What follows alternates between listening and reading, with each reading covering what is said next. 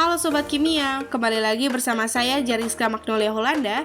Hari ini saya akan membahas tentang ikatan kimia dan bentuk molekul. Pertama, saya akan membahas tentang ikatan kimia. Apa sih ikatan kimia?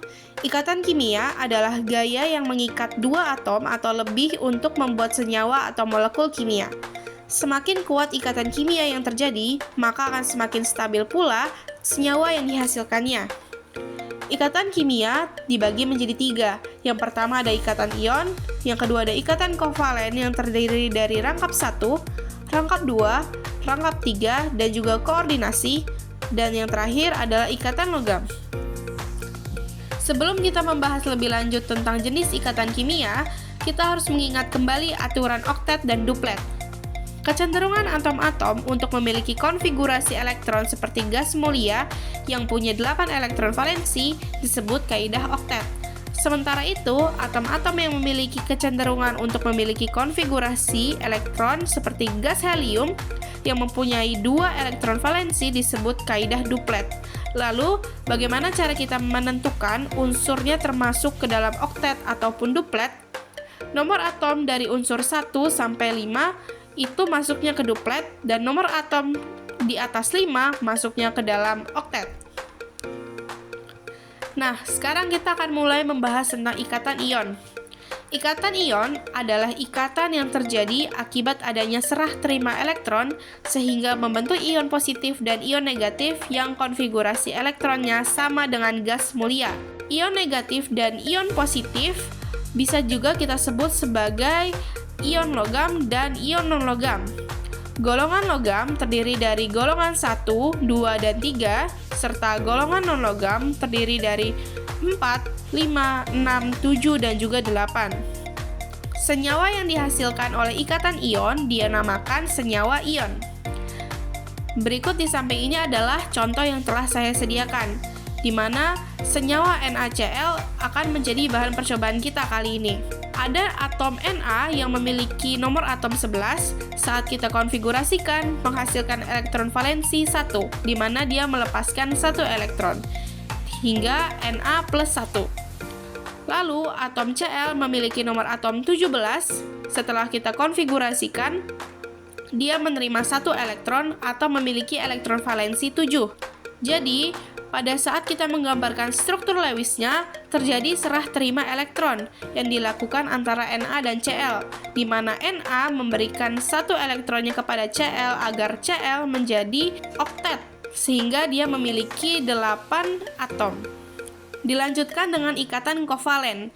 Ikatan kovalen terjadi karena pemakaian bersama pasangan elektron oleh atom-atom yang berikatan antara sesama ion negatif atau sesama non-logam. Pasangan elektron yang dipakai bersama disebut pasangan elektron ikatan atau yang biasa kita singkat dengan PeI. Pasangan elektron valensi yang tidak terlibat dalam pembentukan ikatan kovalen disebut pasangan elektron bebas atau PeB.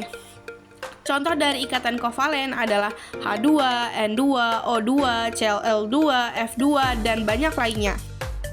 Nah, kita akan membahas tentang ikatan kovalen tunggal. Ikatan kovalen tunggal adalah ikatan yang terbentuk dengan adanya 2 atom yang berbagi 1 buah elektronnya untuk membentuk suatu ikatan.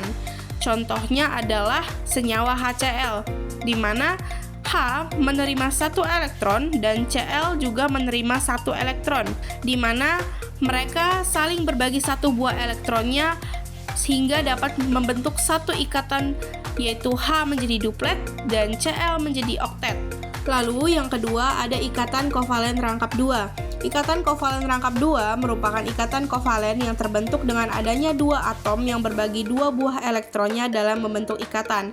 Dapat kita lihat dengan senyawa CO2, di mana C memiliki elektron valensi 4 masih membutuhkan 4 elektron lagi agar mencapai oktet. Dan O yang memiliki elektron valensi 6 masih butuh 2 elektron lagi agar mencapai oktet. Nah, dapat kita lihat di struktur Lewisnya, C dan O sama-sama membagi sepasang elektronnya agar dapat mencapai oktet. Sehingga dapat kita lihat bahwa ada 2 ruas. Nah, 2 ruas tersebut menandakan bahwa ada sepasang elektron yang diberikan oleh pihak O dan pihak C sehingga membuat dua ruas atau dua rangkap. Yang ketiga ada ikatan kovalen rangkap 3, terbentuk oleh adanya 3 buah elektron yang digunakan untuk berbagi oleh dua atom. Contoh senyawanya adalah N2. Kita memakai unsur N yang memiliki nomor atom 7, memiliki elektron valensi 5, di mana dia masih membutuhkan 3 elektron lagi untuk mencapai oktet. Nah, N2 ini sama-sama memberikan 3 elektronnya untuk mencapai oktet. Sehingga dapat kita gambarkan bahwa ada 3 rangkap yang terjadi pada senyawa N2 ini. Lalu ada ikatan kovalen koordinasi.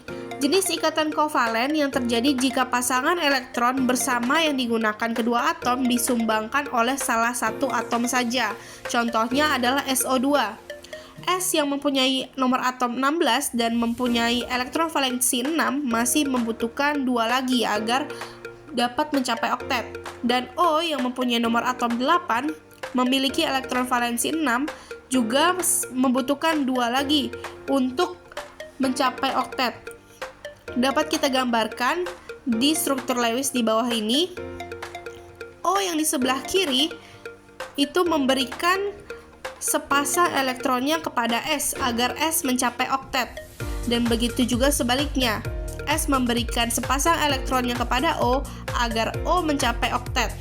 Sedangkan O yang di sebelah kanan tidak memberikan sepasang elektronnya kepada S. Namun, S memberikan sepasang elektronnya kepada O agar O mencapai oktet. Nah, di sini bisa kita lihat bahwa hanya S saja yang memberikan kepada O yang di sebelah kanan, dan O yang di sebelah kanan tidak memberikan atom-atom kepada S. Lalu ada ikatan logam. Ikatan logam adalah ikatan yang terbentuk akibat adanya gaya tarik-menarik antara muatan positif dari ion-ion logam dengan muatan negatif dari elektron-elektron yang bergerak bebas. Ikatan logam terjadi jika sejumlah besar atom berbagi elektron. Adapun sifat-sifat ikatan logam, yang pertama, penghantar listrik dan panas yang baik. Yang kedua, mudah ditempa atau dibentuk. Yang ketiga, menyerap dan memantulkan cahaya atau dia berkilau. Dan yang keempat adalah lentur atau fleksibel. Kita juga mengetahui adanya lautan elektron yang dapat kita lihat gambarnya di sebelah kanan. Sifat elektron tidak diam, tetapi bergerak terus-menerus secara bebas, hingga membuat muatan-muatan negatif di sekitar ion disebut lautan elektron. Nah, gaya tarik yang dilakukan terus-menerus antara elektron dan ion positif di sekitarnya yang mengakibatkan ikatan antar logam. Nah, sekarang kita masuk ke pembahasan kedua, yaitu bentuk molekul.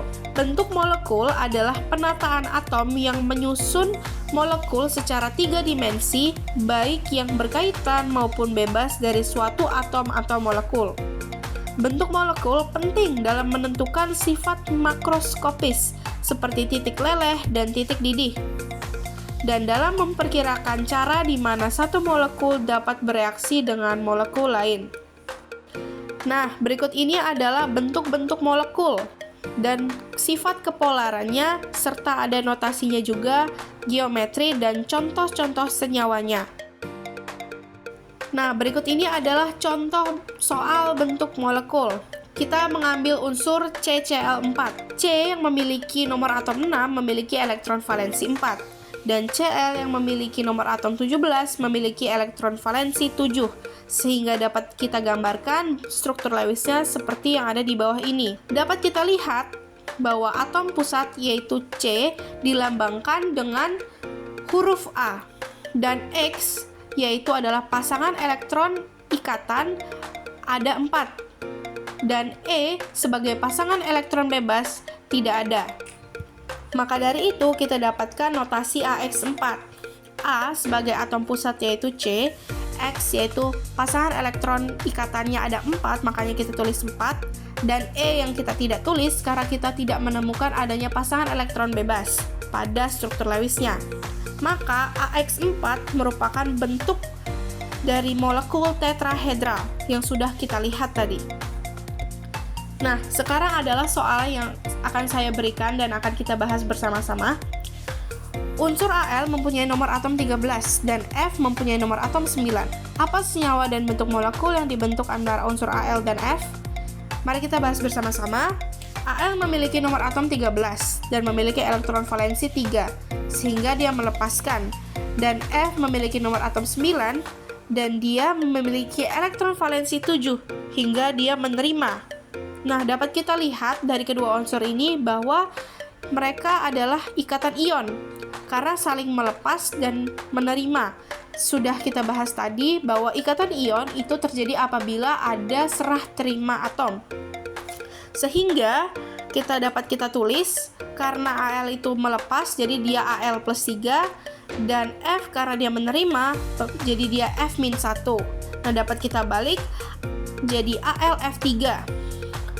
Kenapa AlF3? Karena F hanya membutuhkan satu atom saja dari Al, dan Al membutuhkan 7 atom dari F.